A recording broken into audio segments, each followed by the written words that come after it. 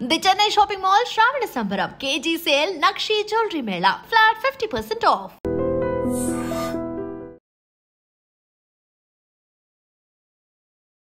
నమస్కారం, welcome to I dream. ధర్మ మార్గం విత్ విజిత కార్యక్రమానికి స్వాగతం.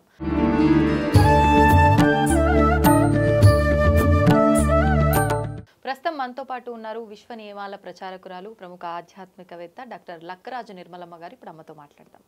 నమస్తే అమ్మ. అమ్మ, కృష్ణాష్టమి రాబోతోంది. ఆ రోజున ఇంట్లో అంటే ఆలయానికి వెళ్ళలేని వారు ఇంట్లో ఎటువంటి విధానాన్ని ఆచరించవచ్చో వివరించండి. అంటే ఖచ్చితంగా కృష్ణాష్టమి చేయాలంటాం. చేయాలి కదా మరి. చిన్ని కన్నయ్య ఆయన దేవుడిగా భావించాం, మన ఇంట్లో పిల్లాడిగా భావిస్తుంటాం కదా. ఎస్, కృష్ణాష్టమి నాకు ఇష్టమైన పండుగ. సూపర్ అంటే సూపర్. మేమేం చేసేవాళ్ళం తెలిసిన, పూర్వము కృష్ణుడిని ఉయ్యాల, పెద్ద ఉయ్యాల వేసేసి పట్టు అంతా పరిచి కృష్ణుడిని పెట్టి ఉయ్యాలలు ఊపి పాటలు పాడి అందరిని. ఇప్పుడు మా పెళ్ళైన తర్వాత కూడా ఇక్కడ తార్నాకకు వచ్చిన తర్వాత కూడా గత 30-40 ఏళ్ల నుంచి కృష్ణాష్టమి వేడుక అద్భుతంగా చేస్తాను. ఇంట్లోనామా? ఇంట్లోనే, మా ఇంట్లో చేస్తాం. కాలనీలో పార్కులో కూడా చెట్లకు ఉయ్యాలలేసి మైకులు పెట్టుకొని పాటలు పాడి 15 నిమిషాల పాట ఉంది. కస్తూరి రంగరంగా కావేటి రంగరంగా శ్రీరంగ రంగరంగా ఆదివారము పూటను శ్రావణ మాసమున జన్మించెను తలతోను జననమైతే తనకు బహుమోసమ్ము వచ్చుననుచు ఎదురు కాళ్లను బుట్టెను 7 దాతుల తాజంపెను. అలాగా పెద్ద పాట 15-20 నిమిషాల పాట. మా అమ్మమ్మ పాడేది, మా అమ్మ పాడేది, నేను పాడాను. తర్వాత మా తరం వాళ్ళందరికీ చెప్పారు.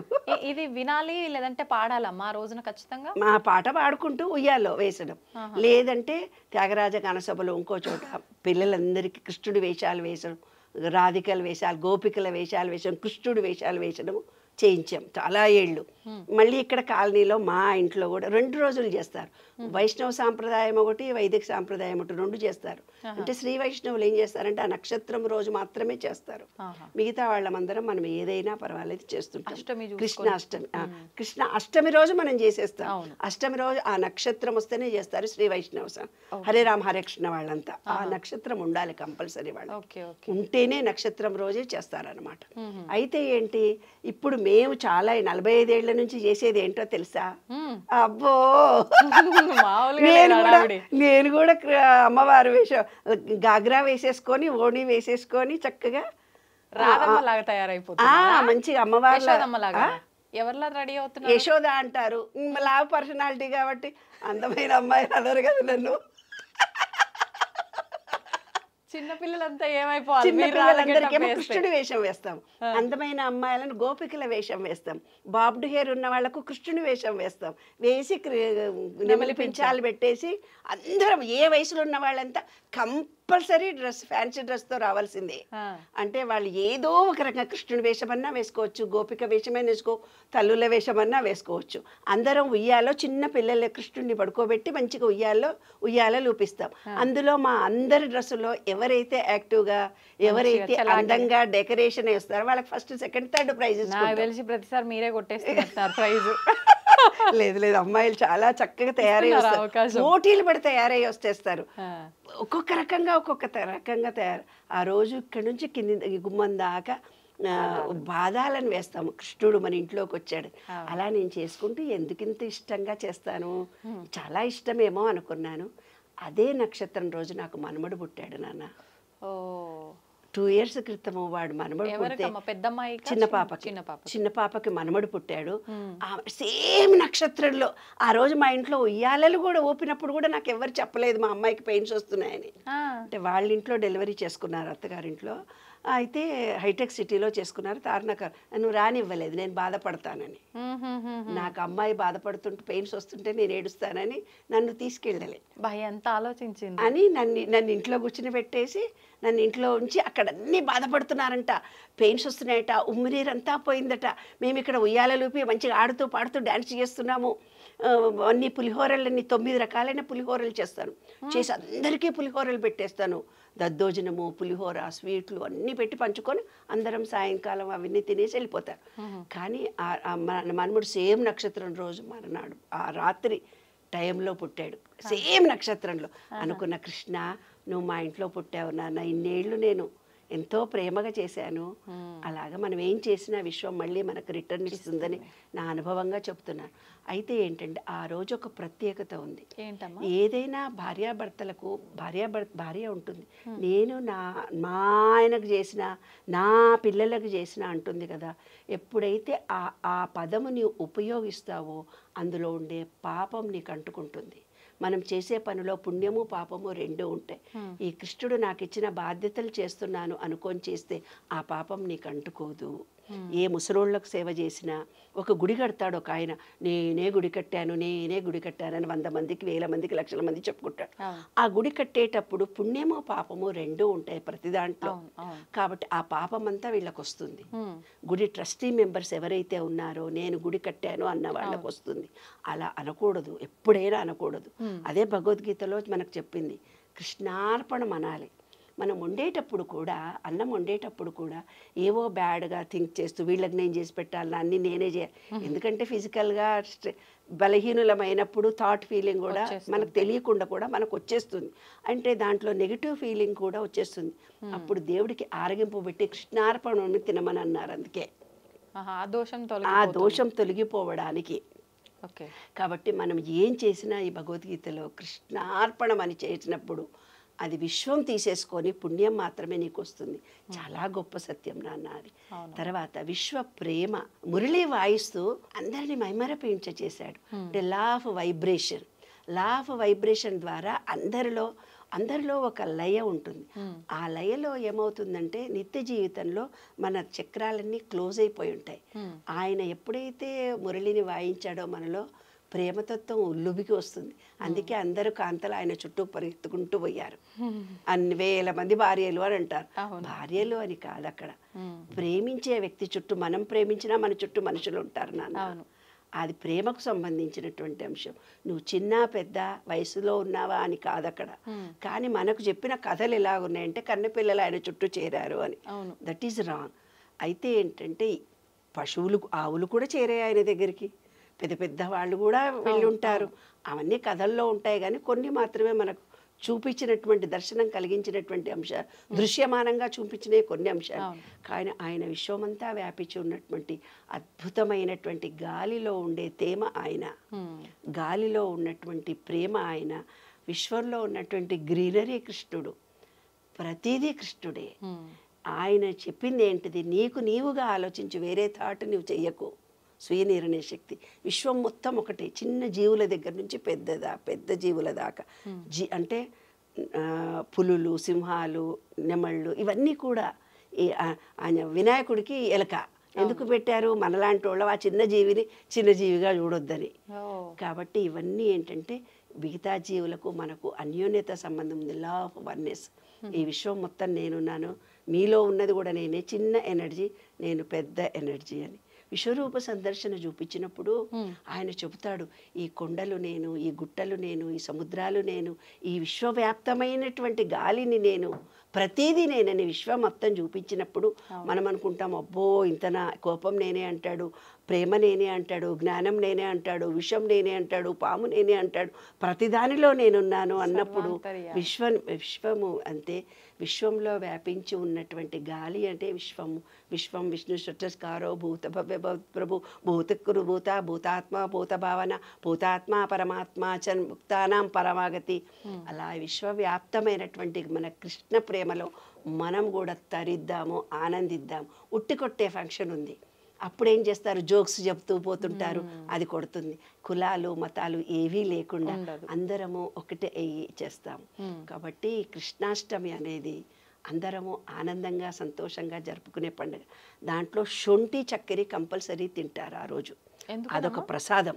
ఎందుకంటే అప్పుడంతా వర్షాలు పడుతూ పోతుంటుంది, మన మణిపూర చక్రం ఏదైతే క్లోజ్ అయిపోతుందో, చల్లదనానికి వాతతత్వం పెరుగుతుందో, శొంఠి చక్కెర వేసుకున్నప్పుడు అగ్నితత్వం మనలో పెరిగి ప్రేమతత్వానికి ధ్యానతత్వానికి, ధైర్యతత్వానికి మనలో ఉన్నటువంటి ఎనర్జీ లెవెల్స్ పెరుగుతాయి.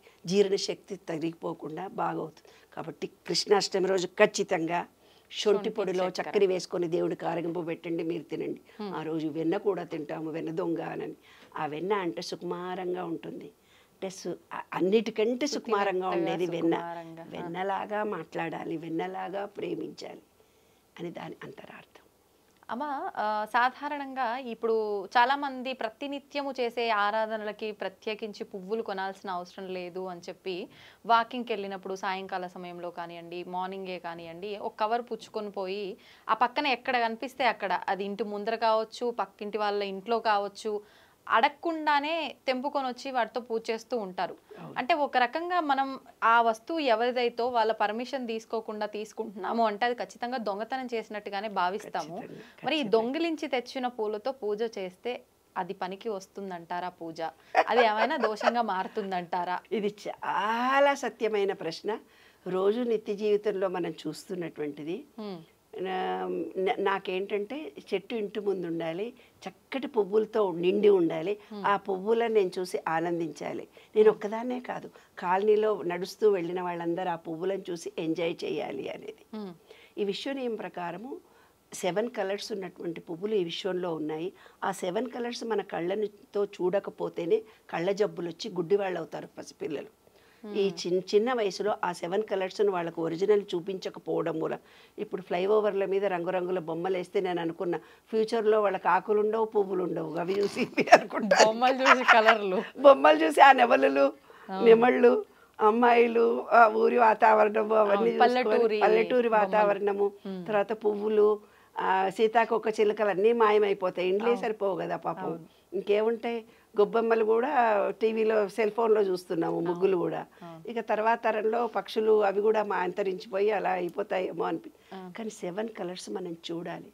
చూడకపోతేనే కంటి జబ్బులు కలుగుతాయి. కాబట్టి ఇంటి ముందు పెట్టినటువంటి చెట్టుకున్న పూలు మా ఇంట్లో కూడా ఒక్క పువ్వు ఉండదు. యాక్చువల్గా ఉస్మానియా యూనివర్సిటీలో వాకింగ్ చేస్తూ బోలెడు పువ్వులు, రకరకాల పువ్వులను చూస్తాను. రకరకాలైనటువంటి పువ్వులు, రకరకాలైన చెట్లు. ఇట్లా మగవాళ్ళు వచ్చి బరబర తెంపుకొని పోతుంటారు పువ్వులు, బ్యాగులు మోసుకొని పోతుంటారు. ఆ పువ్వులు, ఆకులు అన్నీ. నేను ఒక వినాయక చవితి నాడు మాత్రం పత్రి తెంపుకుంటాను. అన్ని రకాలైన అడిగి తెంపుకుంటా. ఎందుకు అంటే ఇప్పుడు ఒక చెట్టు పెద్దది అయిపోయింది నాన్న, చెట్టు పెద్దది అయిపోయినాక బరబర కట్ చేస్తున్నావు, అది ఏడుస్తుంది. అది ఆకులన్నీ వచ్చి అంత పెద్ద చెట్టు కావడానికి ఎన్ని సంవత్సరాలు తన శక్తిని వినియోగించి, ఇప్పుడు మనం పిల్లల్ని పెంచి పెద్ద చేసి పెళ్ళిళ్ళు చేసామని పెద్ద గొప్పలు చెప్తున్నామే, మరి ఆ చెట్టు పెంచి పెద్ద అయ్యడానికి దానికి ఎంత ఎనర్జీ, ఎంత ఎరువేయాలి, ఎంత చేయాలి, అంత ఎనర్జీని తను స్వీకరించి తను కాయలుగా పువ్వులుగా విస్తరించి అంత పెద్ద చెట్టు రావడానికి చెట్టు తను ఎంత తపన పడి ఉంటుంది. ఒక్క కొమ్మను కోస్తే అది కన్నీళ్లు కారుస్తుంది తెలుసా? ఒక్క కొమ్మను కట్ చేస్తే కన్నీళ్లు కారుస్తుంది చెట్టు. ఒక పువ్వును తెంపుకుంటే ఏడుస్తుంది చెట్టు తెలుసా? చెట్లు నాతో మాట్లాడతాయి, చెప్పుకుంటాయి నాతో, అమ్మా మేము బాధపడ్డామని. వాటిని చూడగానే టపటప నీళ్లు వస్తాయి చెట్టును ఎవరైనా కట్ చేసి పొంగని ఇట్లా నేను చూడగానే నీళ్లు గారుతాయి. అవి నాకు చెప్పుకొని ఏడుస్తాయి. అది మీ భావన అమ్మ? భావన కాదు, వాస్తవంగా చూస్తానే బంగారు. ఉస్మానియా యూనివర్సిటీలో నేను పువ్వులు తెంపుకొని ఇట్లా పోతుంటే ఆ చెట్టుని ఇలా చూస్తుంటాను. కొంతమందికి నాకు చెప్పడం చాలా ఇష్టం కదా, కనపడ్డోళ్ళందరికీ చెప్తాను, అయినా పూలు తెంపకండి, మీరు మాలి అవుతారే కానీ మీరు ఒరిజినల్ వాళ్ళు కారు. వాళ్ళ ఇంట్లో పని వాళ్ళుగా పూలు తెంపి పూలు పెడుతున్నారు, పుణ్యం వాళ్ళకే వస్తుంది, నువ్వు మాలి అవుతావు. నువ్వు పనోడివే, దేవుడికి పూలు పెట్టినా నువ్వు వాళ్ళ ఇంట్లో పనోడివి అంతే, కోసి తెచ్చావు, కానీ మాలి అతనే, పుణ్యం అతనికే వస్తుంది. అట్లా గుడిలోని చెట్టు పువ్వులు తెంపొద్దు అని కూడా శాస్త్రం ఉంది. గుడిలోని పువ్వులు తెంపి గుడిలో దేవునికి పెట్టకూడదు, అదొక శాస్త్రం. గుడిలో ఉన్నది దేవుడికి సొత్తు కదా, దేవుడి సొత్తు కదా, అది దేవుడికి సొమ్ము నువ్వు తీసుకొని ఆయనకు పెట్టుడింది. మీ ఇంట్లో అన్నం తీసుకొని పోయి అకాల దేవుడికి ఆరోగ్యం పెట్టుకున్నట్టు నువ్వు కష్టపడి వంట చేస్తే. మనము హోమం చేసేవాళ్ళు కూడా అంతే, హోమద్రవ్యాలన్నీ తెచ్చుకొని మనం చేస్తే వచ్చి ధనాధన మన మహిళలు ఇంకెవరో వచ్చి పెద్ద కూర్చున్నట్టుగా నటించి వాళ్ళు కూడా హోమంలో వేసేసి ఓ అని పూజలు చేసేసి భక్తితో దండాలు పెట్టి మరీ వెళ్తుంటారు. కానీ హోమద్రవ్యాలు తెచ్చిన వాళ్ళు ఎవరు, కష్టపడ్డది ఎవరు, అక్కడ అక్కడంతా ఊడ్చి తుడిచింది ఎవరు, ఎవరి సంకల్పం చేసుకున్నారు, పుణ్యం వాళ్ళకే చెందుతుంది. మనం ఆర్భాటం చేసినంత మాత్రాన ఈ ఈ ఈ దృష్టితో దేవుడికి ఒక పూలు వేయడం కానీ, ఆకులు వేయడం కానీ, ఆరగింపు పెట్టడం కానీ, ఇదంతా ఎవరికి వాళ్ళు స్వయంగా చేస్తే ఆ ఎనర్జీ వీళ్ళకి వస్తుంది తప్ప, ఎవరింట్లో చెయ్యి పెట్టి పువ్వు తెంపాలన్నా ఆ ఇంటి ఓనర్కి కూడా ఆ చెట్టు బాధపడుతుంది. అలా పువ్వులు తెంపని పరిస్థితుల్లో పువ్వు రాలి పడిపోతుంది. అనాయాసేన మరణం వినాదైన్యేన జీవితం అని అంటారు. అంటే పువ్వు ఎలా రాలి కింద పడుతుందో మనం అలా చనిపోవాలని పువ్వు మనకు గుర్తు చెప్తుంది. అంటే అంత సునాయాసంగా చనిపోవాలని అందరూ చదువుకుంటారు. మరి అలాంటప్పుడు పువ్వును కసితో నువ్వు తెంపినప్పుడు అది ఎంత బాధపడుతుంది.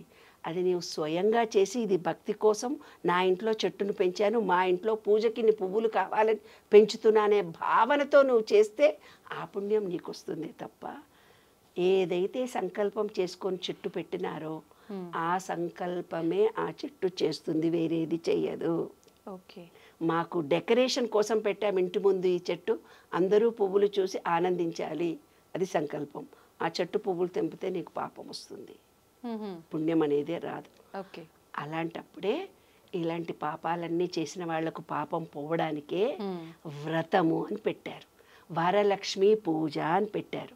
వరలక్ష్మి పూజలో 9 పోగులు చేసి 9 ముళ్ళు వేయడము. అంటే మనకు తెలిసి తెలియక రోడ్డు మీద పోతుంటే ఎన్నో జీవులను చంపుతాము, తెలిసి తెలియక ఒకళ్ళని ఎన్నో మాటలు అంటుంటాము, తెలిసి తెలియక ఇలా డబ్బులు పెడితే 10 రూపాయలు వస్తే పువ్వులు ఖర్చు అవుతుందని, ఫ్రీగా వస్తుందని, ఫ్రీగా వస్తున్న పూలు దేవుడి మీద వేస్తాము. నీవు ఖర్చు పెట్టిందే నీకు పుణ్యం వస్తుంది, వేరే వాళ్ళ దగ్గర నుంచి పెట్టింది నీకు పుణ్యము రాదు.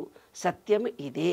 ఇప్పుడు ఒకవేళ ఆ పోగులతో చేసి 9 ముళ్ళు వేస్తే ఇలాంటి అదృఢ కర్మ మనం రోజు నిత్య జీవితంలో చేసే పాపాలన్నీ పోయేటందుకే 9 తోరాల పూరణాన్ని 9 ముళ్ళు వేసి చేతికి కట్టుకుంటాం. అది మనం అదృఢ కర్మ. ఇవన్నీ అదృఢ కర్మలు, ఇవన్నీ పాపాలే. ఈ పాపాలన్నీ పోయేటందుకే తోరం కట్టుకొని వరలక్ష్మి పూజ చేస్తాం. చిన్న చిన్న పాపాలు ప్రతి సంవత్సరం, ఈ ఇయర్ నుంచి ఈ ఇయర్ వరకు ఇంత పాపం చేసామమ్మా తొలగిపోవాలి. లిస్ట్ రాస్తే 360 పేజీలు అవుతుంది బాబు. అంతే, అదేదో సినిమాలు ఇట్లా ఓపెన్ చేస్తే అంత దూరం వెళ్ళిపోద్ది చూడండి లిస్ట్.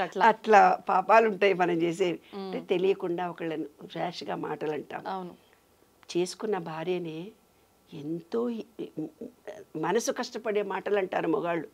చాలా మనసు నొచ్చుకుంటుంది. కంట కన్నీరొలకిన తొలగిపోవురా సిరులు. ఏ ఇంట్లో ఆడపిల్ల అంటే భార్య కానీ కూతురు కానీ తల్లి కానీ కంట నీళ్లు పెడితే వాళ్ళ ఇంట్లో లక్ష్మి ఉండదు, అలక్ష్మి ఏర్పడుతుంది. వాళ్ళు ఏ పనికి పోయినా వాళ్ళకి పని జరగదు నాన్న. ఇదే శాస్త్రం మనకు చెప్పింది. ఇందులో చాలా సత్యం ఉంది, చాలా సత్యం ఉంది. భార్యని హింసించే వాళ్లకు ఉద్యోగం ఉండదు మగాడికి. వాడు ఏ పని చేసినా సక్సెస్ కాదు. ఎప్పుడు పెళ్ళాన్ని నా మనిషి అని ఎప్పుడైతే ప్రేమించుకుంటూ పోతాడో అప్పుడే సక్సెస్ఫుల్ రిజల్ట్. ఆ కుటుంబం అభివృద్ధి చెందుతుంది, లేకపోతే అభివృద్ధి చెందదు.